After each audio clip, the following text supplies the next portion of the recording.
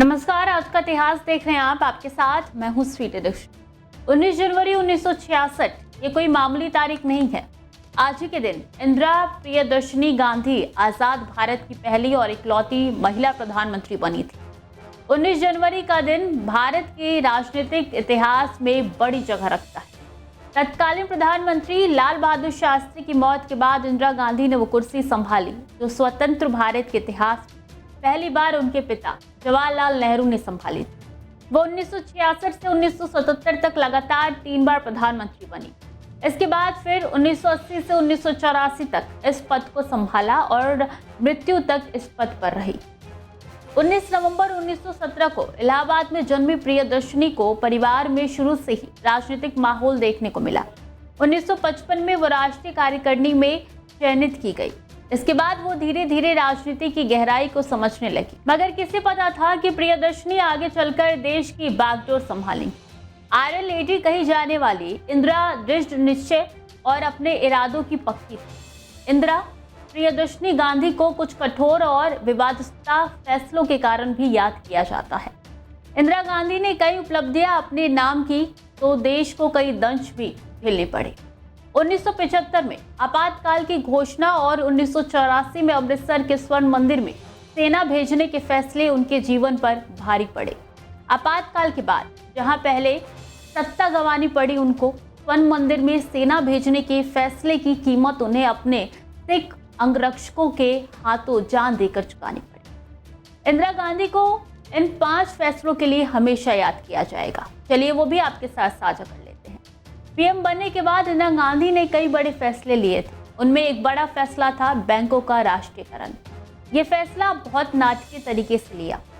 1966 में देश में बैंकों की केवल 500 के आसपास शाखाएं थी, जिसका फायदा आमतौर पर धनी लोगों को ही मिलता था। लेकिन बैंकों के राष्ट्रीयकरण के बाद बैंकों का फायदा आम आदमी को भी मिलना शुरू हो गया। उन्होंने बैंक में पैसे जमा करना शुरू किया। हालांकि उस समय इंदिरा के इस फैसले को सत्ता के केंद्रीयकरण और मनमानी के तौर पर देखा गया। आयरन लेडी कही जाने वाली इंदिरा गांधी को भी किसी से डर नहीं लगता था।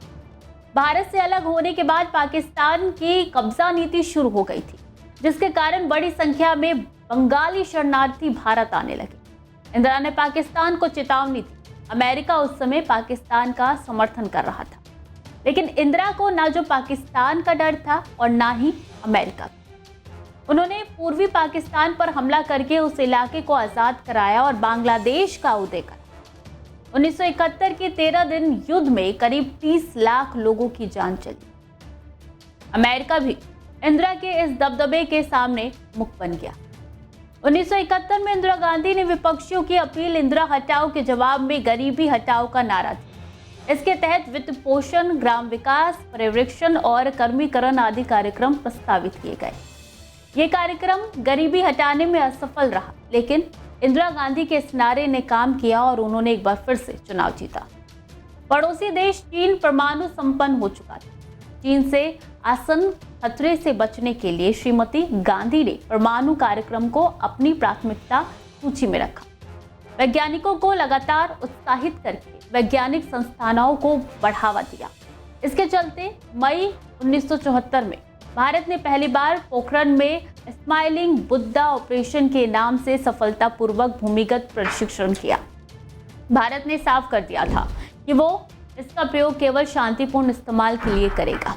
इससे दुनिया भर में भारत की धाक जम गई। सत्ता संभालने के बाद इंदिरा गांधी ने भारत की दिशा और दशा ही बदल दी।